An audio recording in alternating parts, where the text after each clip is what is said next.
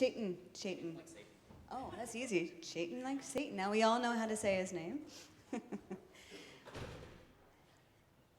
And I'm gonna let Chayton take control and let you know what's going on. But yeah, it's all yours. Testing. Cool, it works. So roughly what we're going to go through here is a little bit about spatial audio and Live 360. Before that, I'll just do a quick intro. So I work at Facebook on the 360 video and Live 360 team.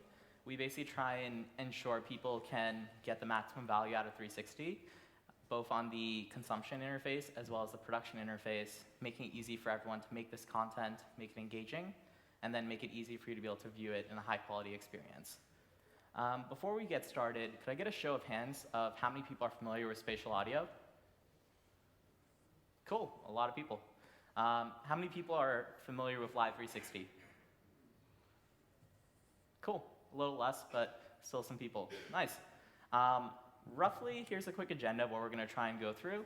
There's going to be about 30 minutes here of an overview, and then there's going to be a workshop upstairs, which some people I believe have already signed up for. Roughly what I want to go through is the value of spatial audio, some of the tools that are available. On Live 360, when should you look at live versus VOD?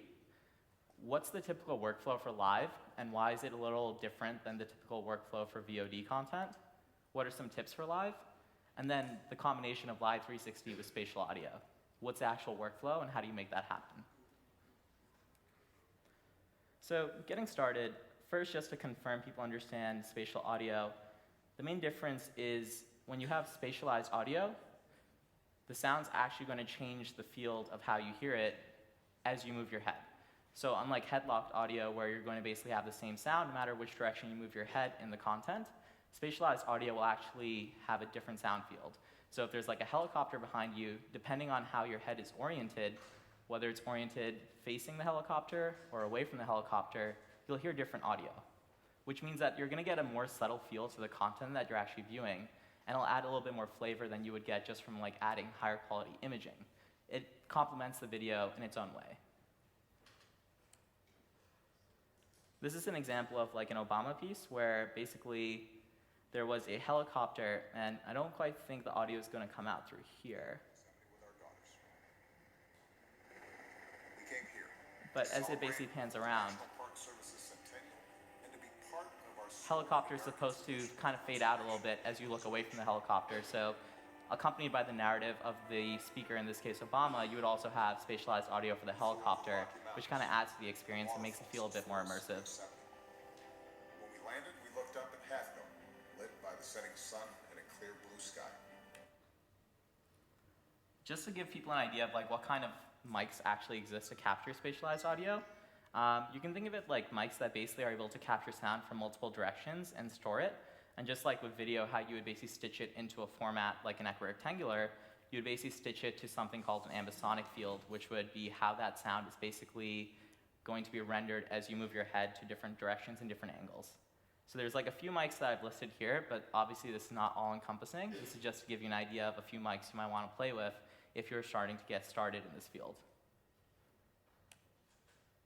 Audio 360 is a brand we have at Facebook for a couple of tools we offer. There's a rendering SDK that allows you to actually embed like the 360 audio content and play it back in your own apps, as well as an entire audio workstation which lets you preview content, play sounds in a 360 video that could be 2D, they could be regular, they could be ambisonic, it could be a mixture of ambisonic content and head-locked, meaning you could have a background narrative that's static according to no matter where you look, and then there's content that's specific to where you look, which will be enhanced. Here's the Facebook Spatial Workstation. If you wanted to actually get started with this, it's all free. You could basically go to facebook360.fb.com. You could basically use it with a couple of the popular tools like Reaper, Blender, Pro Tools, and you can get Reaper for free, so it's very easy to get started with this. We have a lot of information essentially available, but here's like a quick overview of some of the things you can do with these tools. So as an example, here what you have is like an equirect visualizer, so you can actually place sounds within the equirectangular content and see how the sound field would actually play out when you're actually viewing it. Another example is if you wanted to see how an ambisonic content piece was added in here and where exactly in the content the sound was actually playing, you could do that and more accurately tune the sound to where you want it to play. Even just being able to confirm like how head tracked along with ambisonics would mix and play out in the content before you finally upload it, it gives you a little more control and ability to kind of hone your content. And in here, you can kind of like play around with a video player, so you can actually see how your content would play. You have an encoder that lets you basically optimize your content for when you're uploading it to whether it's Facebook or YouTube. And then you have a control setting, which basically lets you do more fancy things. So as an example, if you wanted to change the audio in a specific direction to change the amplitude, as an example, maybe there's a crowd behind you, but you don't want the crowd to actually be very audible until you turn and look at it. So separate from like directional audio, you could also control the amplitude of that audio depending where you're looking. So it gives you a little more flavor to your story, and you can add a little more storytelling aspect of directing people towards certain content, like breadcrumbs. Along with that, you can also do something which allows you to basically tween and tweak like the settings for the room of like how the audio will echo. And then here you can kind of see how if you were basically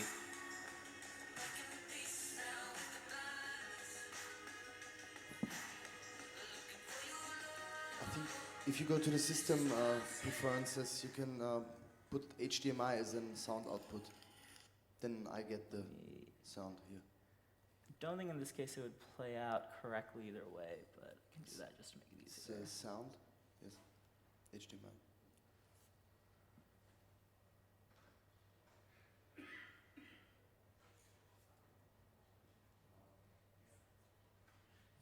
No. It doesn't seem like. There's nothing coming out. Seems to be a problem with Apple laptops. Okay, no worries. Strange. We can move on to the next piece.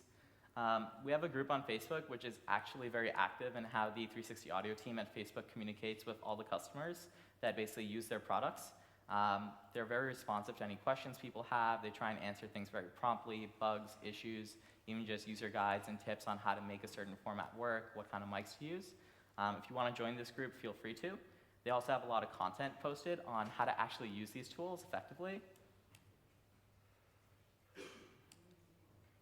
So if you go to the Facebook 360 page on Facebook, you can actually find a playlist of spatial audio tutorials that go deeper into like how do you use this to actually make a sound field echo, how do you actually make the focus feature work, how do you make higher quality audio playback. So you can find all that on Facebook here at the Facebook 360 page. And some of that content's made by Stefan Schutz here, who's sound librarian and renowned for a lot of his audio work. So definitely go and check it out. So now I'm going to dive a bit into live versus VOD. One of the big challenges, I think, is people seem to kind of somehow believe that Live 360 is very similar to VOD 360. I think it's a lot closer to rectilinear live than it is to live 2D 360, VOD 360, sorry. If you look at it, there's kind of like 4 challenges you have with live, which is you have to ensure that there's interactivity between the audience and the broadcaster, because that's the main reason you're doing it live.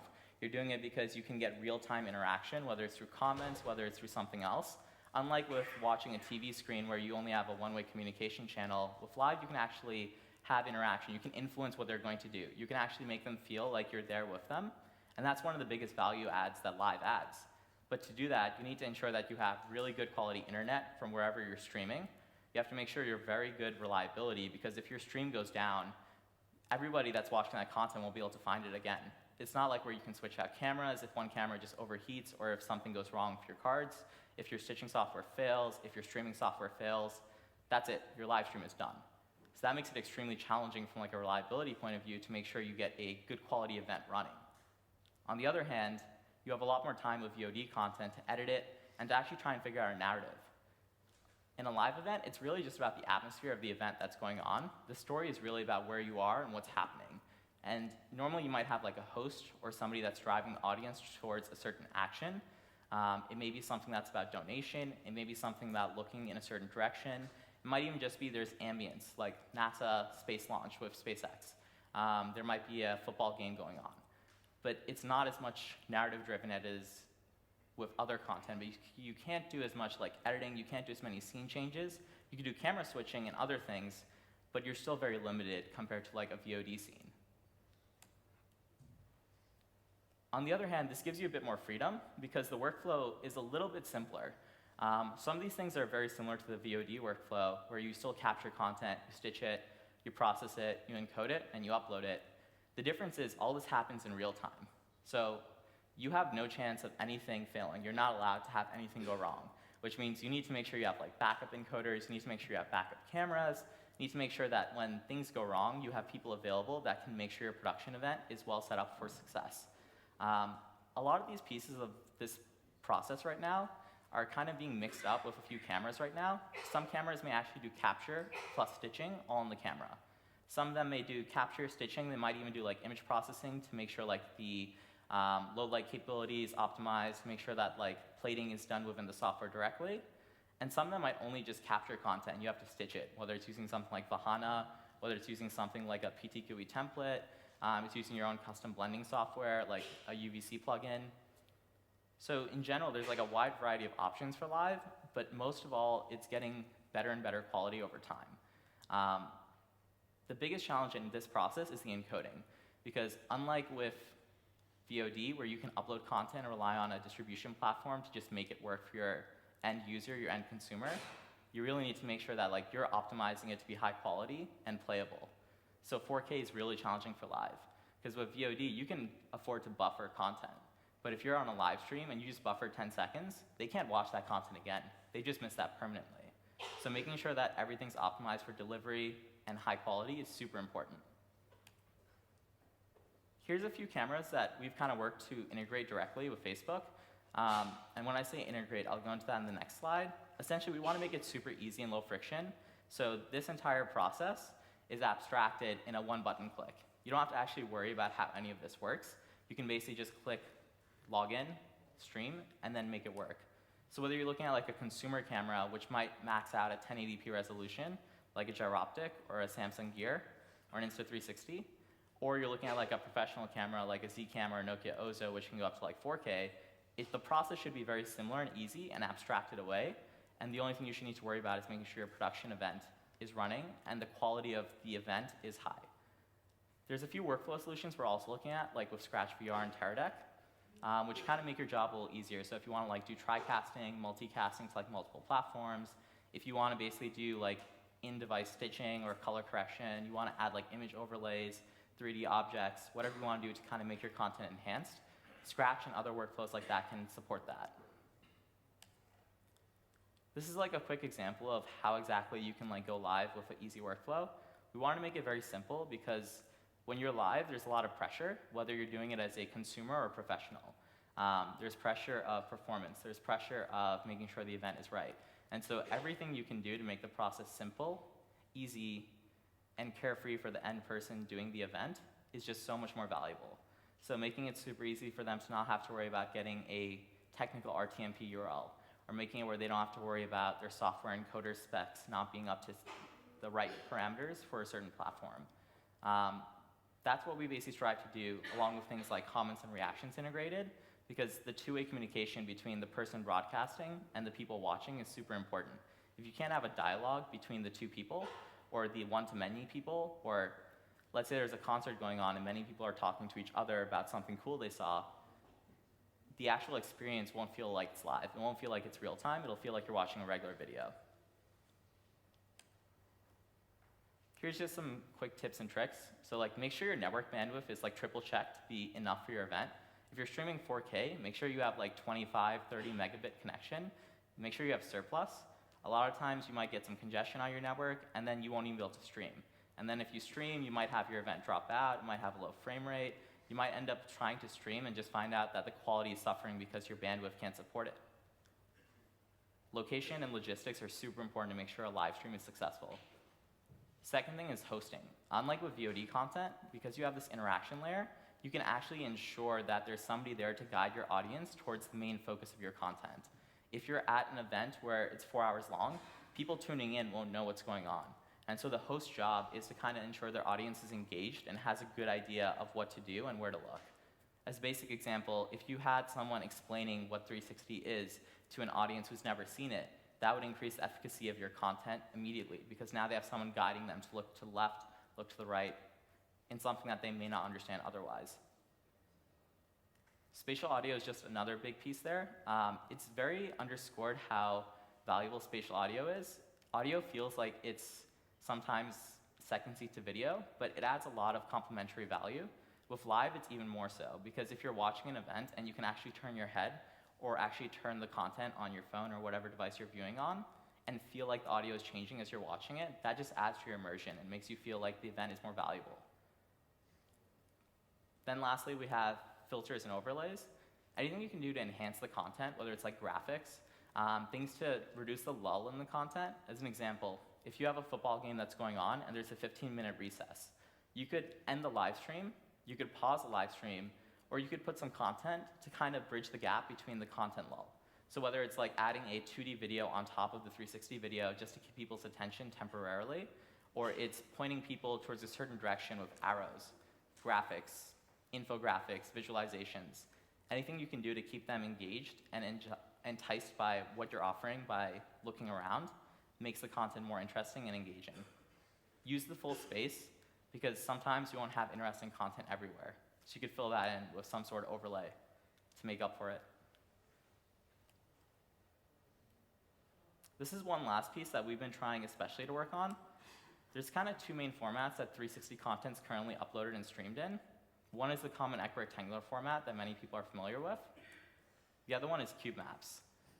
We've been working a lot in the past like 6-7 months to kind of ensure that all the major cameras out there that can support a Cubemap format output are supporting it, as well as all the software workflows. The advantage of this is you can get 25 to 35% bitrate reduction, meaning at the end of the day, you can get by with 30% less bandwidth. Your internet could be 30% slower. And that's not just for you, that's for the end user as well. So if you're streaming 4K content and you're trying to make sure that people can watch it with a high quality experience, if you can reduce the requirement for them to watch that content by 1/3, that adds a lot of value. And as long as the quality is maintained, which Cubemap format does maintain, it ends up being the same quality of experience as it would be if you were to stream the same original equirectangular. So we've been working with a few camera vendors. Zcam supports Cubemap output. I believe Ozo supports it. And there's a few other software vendors like Scratch VR we've worked with that can take any sort of live 360 input and convert it to support a Cubemap output. So the end reason is you basically get a lot more bang for your buck. Briefly, let's just go over what Live 360 with spatial audio looks like. Right now, it's Facebook's the only platform that actually supports Live 360 with spatial audio. One of the things that I think is underscored with spatial audio is that you don't need to have a headset to view and consume spatial audio. Anybody with a mobile smartphone or a desktop browser with headphones can consume spatial audio. Here's a quick example, and I think we'll hit the same issue we did before with audio, but this was the first Live 360 spatial audio we did publicly by the 360 audio team, showing kind of the value of this using just a simple gyroptic I/O and a custom setup with a Tetra mic. The workflow is kind of complex right now if you don't have a camera that has directly integrated this. So as an example, if you were to look at the workflow we had earlier, you would kind of have two kind of steps that are potentially able to enable spatial audio for you. One is like your camera might directly support ambisonic stitching. A few cameras are coming out that are doing this now. On the other hand, it might be something that you have a whole separate mic that muxes this content in, meaning you get the content, video from one camera, audio from another mic, and then you just mix it together to ensure it works. And then lastly, just make sure you can stream ambisonics up to whatever platform you're streaming to. Right now, there's still cameras working on the stitching directly, but I think they'll be available soon. The separate mic thing works already, but it is a bit of an involved process that's a bit technical. There's documentation on the Spatial Audio Workstation knowledge base where you can kind of check it out and try it out yourself, and then post if you have any questions or need any help. So that's everything I have.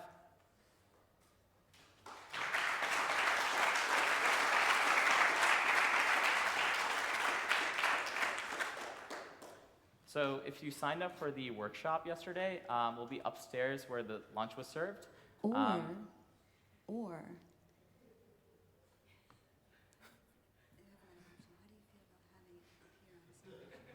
I mean, we could do it up here on stage. I'm just not sure it'd be the best way for people to learn. how about this? The 15 people who have signed up already, you get the hands-on on stage. Okay. Yeah? And anyone who just wants to chill out and watch what's going on stage, Sure. does that work? Yeah. I guess that works. It just might be awkward people on stage. Yeah. Do we hear? Yeah, is this? All right. But just know that the people who signed up, they're the ones getting the hands-on stuff. So I would ask that you just refrain not to shout out questions or whatever. They're having their workshop on stage, their thing, and everyone else is just chilling and watching what's going on. Feel free to come up afterwards if you have any questions, though. Yeah? Yep. Okay, cool. So thanks for that, and I'll let you take care. Otherwise, we have about an hour break. Food is not ready yet, so but it will be ready on the regular time, 2:30, I think it is. So yeah, and enjoy the sunshine if you can. Thanks for your time.